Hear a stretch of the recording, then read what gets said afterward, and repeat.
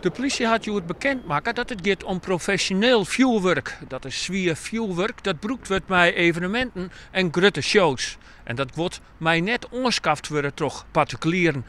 Dat is in dit geval wel gebeurd en dat is illegaal. Daarna is het vuurwerk ondersteunen, maar dat is ook op een verkeerde wijze gebeurd. Mij de bekende fatale gevolgen.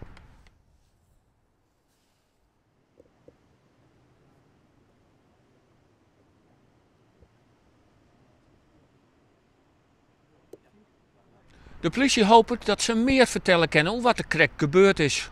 Boven dat weten ze mogelijk wat het vuurwerk kocht is en wat het ondersteunen had.